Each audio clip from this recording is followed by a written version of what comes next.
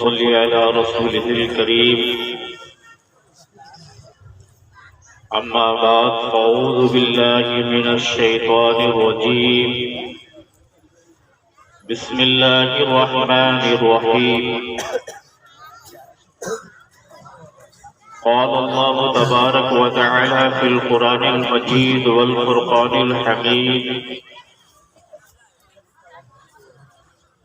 يا أيها الذين آمنوا اتقوا الله وكونوا مع الصادقين صدق الله مولانا العظيم وبلغنا رسوله النبي الأمين الكريم ونحن على ذلك لمن الشاهدين والشاكرين والحمد لله رب العالمين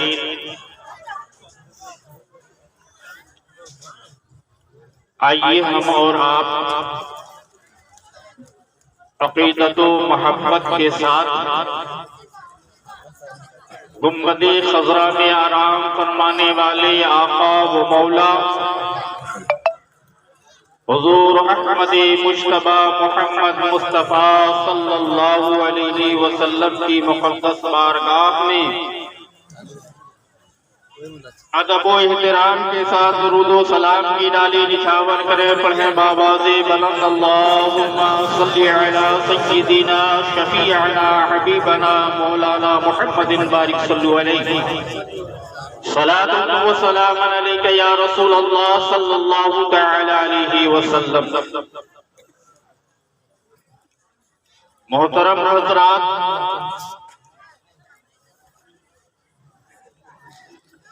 بہت ہی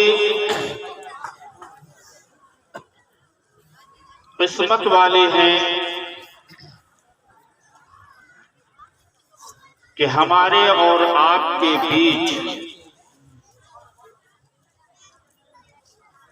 آل نبی اولاد غوث اعظم پیر طریقت رہبر راہ شریعت سید شاہ فیضان الہدی قادری مصباحی مقدس اللہ العالی رونق اسٹیج ہیں۔ آپ تمامی حضرات ان کی نورانی چہرے کی زیارت کریں اور قلوب کو منور و مجلہ فرمائے، اور ساتھ ہی ساتھ اسٹیج پر شعراء اعظام اور علماء کرام اور کمیٹی کے لوگ بھی موجود ہیں، انہیں بھی اپنی ماتھوں کی نگاہوں سے دیکھیں۔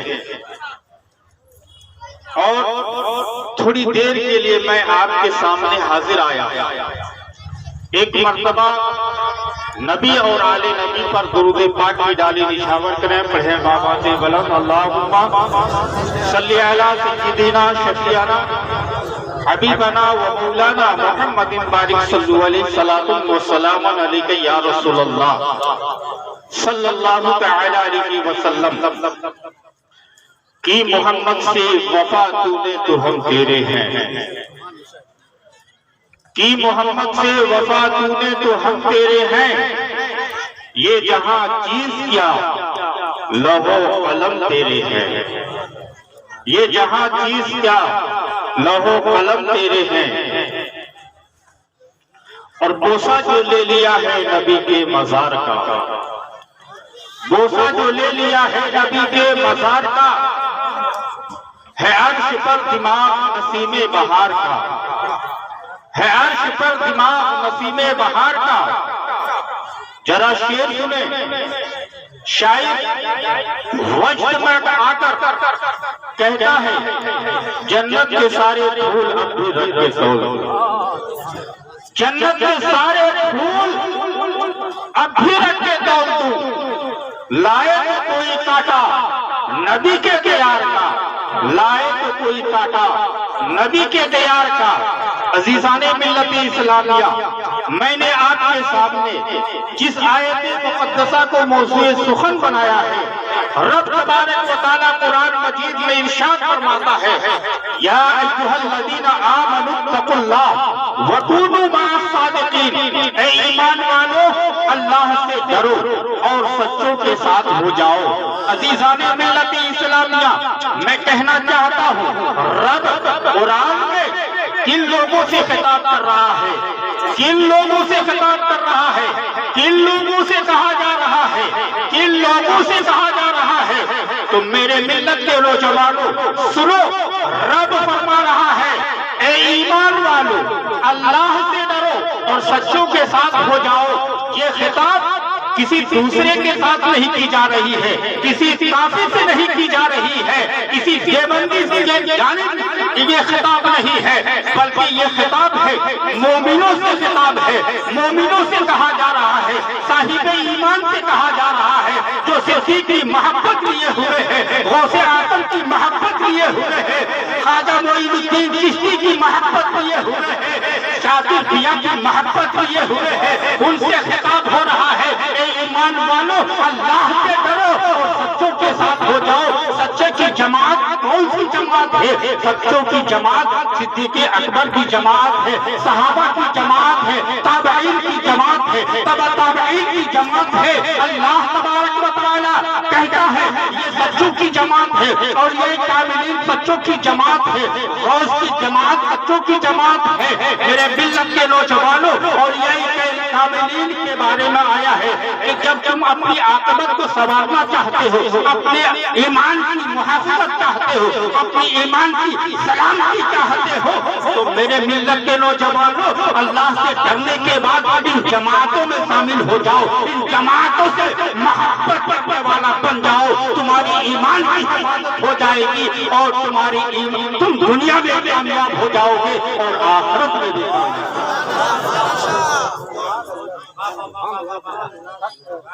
آؤ میں آپ کو قریب سے بتاؤں۔ شیخ شادی علیہ رحمہ بہت بڑے ولی کامل گزرے ہیں، جنہوں نے بوستہ اور گلستہ جیسی ضخیم کتابیں لکھی ہیں۔ کتابیں تو بہت ساری لکھی ہے، لیکن جتنی مقبول بوستہ آج درس میں شامل ہے۔ علماء کرام کو ان کتابوں کی تعلیم دی جاتی ہے۔ انہوں نے ایک واقعہ بزرگوں کے متعلق، بزرگوں کے صحبت کے متعلق، بزرگوں کے ساتھ چلنے کے متعلق بڑی اچھوتے انداز میں بیان فرماتے ہیں، جس کو میں آپ کے سامنے بزبان اردو آپ کے ذہنوں تک پہنچانے جا رہا ہوں۔ میرے ملت کے نوجوانوں، ہم عاشق نبی ہیں، ہم عاشق غوث اعظم ہیں، ہم عاشق خواجہ ہیں، ہم عاشق احسن الہدیٰ ہیں، ہم عاشق قمر الہدیٰ ہیں، ہم عاشق رضویٰ ہیں، ہم عاشق فیضہ ہیں۔ اگر یہ باتیں نہ کی جائیں تو میں کہتا ہوں، اگر عاشقوں کی بات نہ کی جائے، اگر عاشقوں کی بات نہ ہو تو وہ محفل کامیاب محفل نہیں ہے، کیونکہ اللہ ولیوں کی بات کر کے ہمیں یہ درس دے رہا ہے، اپنی عاقبت سنوار لو، اللہ کی ولیوں سے لو لگا لو، اللہ کی ولیوں سے محبت کر لو، تمہاری عاقبت سنور جائے گی۔ میں چاہتا ہوں ان عاشقوں کی، ان محبوبین کی بات ضرور ہونی چاہیے۔ علامہ شیخ سعدی علیہ رحمہ فرماتے ہیں کہ میں حمام میں داخل ہوا۔ حمام کہا جاتا ہے غسل خانے کو، جسے ہم اور آپ باتھ روم کہتے ہیں، جہاں نہانا دھونا ہوتا ہے۔ اس وقت باتھ روم کا انتظام تو اس طریقے سے نہیں تھا، باتھ روم کچا تھا۔ جب حمام میں داخل ہوتے ہیں، داخل ہونے کے بعد ایک کونے سے خوشبو آتی ہے، نظر دوڑاتے ہیں، نہ وہاں گلاب ہے، نہ وہاں کستوری ہے، نہ عنبر ہے، نہ کوئی ایسی خوشبودار چیز ہے۔ آپ پریشان ہو جاتے ہیں جب غور سے دیکھتے ہیں، قریب پہنچتے ہیں، کونے میں ایک چھوٹی سی مٹی پڑی ہوئی ہے، ایک چھوٹی سی تھوڑی سی مٹی ہے۔ جب قریب جاتے ہیں، اپنے ناک کو قریب کرتے ہیں، اسی مٹی سے خوشبو آ رہی ہے۔ آپ اس مٹی سے دریافت کرتے ہیں، بولنے لگتے ہیں، سوال کرنے لگتے ہیں۔ آپ کہیں گے یہ کیسی باتیں کر رہے ہو؟ کوئی انسان مٹی سے بولتا ہے، اگر بولے تو صرف بول سکتا ہے، لیکن کیا مٹی اسے جواب دیتے ہوئے نظر آئے گی؟ میرے ملت کے نوجوانوں، میں کہنا چاہوں گا، اللہ کے مقرب جو بندے ہوتے ہیں، اللہ کے جو ولی ہوتے ہیں، انہیں اللہ تبارک و تعالی رسول کے صدقے میں اتنی عطائیں ہوتی ہے کہ مٹی سے بھی آوازیں آتی ہے۔ جس طرح انسان بولتا ہے، اگر اللہ کے ولی، اگر جن کے اندر جالی نہیں ہوتی ہے، اگر اس کی طرف میں متوجہ ہو جائے تو اس کے اندر بھی قوتیں جوڑائی۔ یہ دلیل کے ساتھ میں بیان کر رہا ہوں، اس لیے کہ خدا کہتا ہے جو میرا ہو جاتا ہے میں اس کا ہو جاتا ہوں، جو میرا ہو جاتا ہے میں اس کا ہو جاتا ہوں۔ زبان اس کی ہوتی ہے، بولی میری ہوتی ہے، چلنا اس کا ہوتا ہے، چلنا اس کا، ظاہراً چلنا اس کا ہوتا ہے، لیکن اس کے اندر چلنا میرا ہوتا ہے۔ میرے ملت کے نوجوانوں، جس کی ہر ادا میں، جس کی ہر چیز میں اللہ کا عطا موجود ہو، اللہ کی مدد موجود ہو، تو اس کے اندر اتنی طاقت موجود ہوتی ہے، بے جان کی طرف اشارہ کرتے وہ جاندار ہو کر اسے ہم کلام ہوتا ہے۔ گفتگو شروع ہو جاتی ہے، اے مٹی تیرے اندر اس طرح کی خوشبو کہاں سے آئی؟ مٹی کہتی ہوئی نظر آتی ہے، نہ میں عنبر ہوں، نہ میں گلاب ہوں، نہ میں کستوری ہوں۔ میرے ملت کے نوجوانوں، جملہ سنو، مٹی کہتی ہے کہ میں نے چند روز گلاب کی صحبت اختیار کر لی ہے، چند روز میں نے گلاب کے صحبت میں رہا ہے، یہی وجہ ہے کہ گلاب کی صحبت کو ہم نے اختیار کیا ہے، گلاب کی صحبت میں رہا ہے، اسی صحبت کا صلہ ہے۔ آج میں کستوری کی طرح مہک رہا ہوں، عنبر کی طرح مہک رہا ہوں، گلاب کی طرح مہک رہا ہوں۔ میں کہنا چاہوں گا، علامہ شیخ سعدی رحمۃ اللہ علیہ ہم دیوانوں کو یہ سلیقہ دے رہے ہیں، یہ طرز عمل دے رہے ہیں۔ مٹی جب گلاب کی صحبت اختیار کرتی ہے تو وہ مہکتا ہوا نظر آتا ہے۔ جب ہم دیوانے، ہم عاشق نبی، اللہ کے محبین، اللہ کے ولیوں سے محبت کریں گے تو ہماری عاقبت کو سنورتی ہوئی نظر آئے گی۔ ہم یہاں بھی کامیاب ہوں گے اور آخرت میں بھی کامیاب ہوں گے۔ میرے ملت کے نوجوانوں، ضرورت اس بات کی ہے، اگر ایمان کی محافظت چاہتے ہیں، ایمان کی بقا چاہتے ہیں، ایمان کی سلامتی چاہتے ہیں، تو اللہ سے ڈرنے کے بعد ان سچوں کی جماعت میں ہمیں شامل ہونا پڑے گا۔ اگر ہم ان سچوں کی جماعت میں شامل ہوتے ہیں تو اس میں ہمارا بڑا فائدہ ہے، دنیا میں بھی فائدہ اور آخرت میں بھی فائدہ۔ مختصر انداز میں آپ کو بتا دوں، وقت بہت کم ہے۔ حضرت موسیٰ علیہ نبی اللہ کے زمانے میں ایک شخص تھا جو بہت ہی گنہگار تھا، سیاہکار تھا۔ جب اس کا انتقال ہو گیا، لوگوں نے اس کو دفنانے سے، اس کو قبر میں ڈالنے سے، نہلانے دھلانے سے انکار کر دیا۔ جنازہ پڑا ہوا ہے، کوئی ہاتھ نہیں لگا رہا۔ کیوں؟ اس لیے کہ بڑا گنہگار تھا، سیاہکار تھا۔ حضرت موسیٰ علیہ السلام کوہ طور پہ پہنچتے ہیں، رب تبارک و تعالیٰ نے فرمایا فلاں بستی میں ایک شخص کا انتقال ہو چکا ہے، جاؤ اس کی نماز جنازہ پڑھو، اس کی تجہیز و تکفین کرو۔ میرے ملت کے نوجوانوں، حضرت موسیٰ علیہ السلام آتے ہیں، جب میت کے قریب آتے ہیں، لوگوں سے کہتے ہیں اسے نہلاؤ، اسے دھلاؤ، کہ اس کی تجہیز و تدفین کرو اور اسے قبرستان میں داخل کرو. لوگ اس کے قریب نہیں پہنچتے ہیں. آخرکار حضرت موسیٰ علیہ السلام نے اسے نہلایا, اس کی تجہیز و تدفین کی اور اسے اس کی نماز جنازہ پڑھائی گئی اور اسے قبر میں دفن کیا. میرے ملت کے نوجوانوں, دوسرے دن جب حضرت موسیٰ علیہ السلام کوہ طور پہ جاتے ہیں, اللہ تبارک و تعالیٰ سے بات کرتے ہیں, تو اس سے پہلے حضرت موسیٰ علیہ السلام سوچ رہے تھے کہ میں اس کی نماز جنازہ پڑھ رہا ہوں جس کے بارے میں لوگ اس طرح کی باتیں کر رہے ہیں کہ میں اس کے قریب نہیں جا سکتا. یہ عیاش تھا, بدکار تھا, گنہگار تھا, یہ معاشرے کو انہوں نے خراب کر دیا.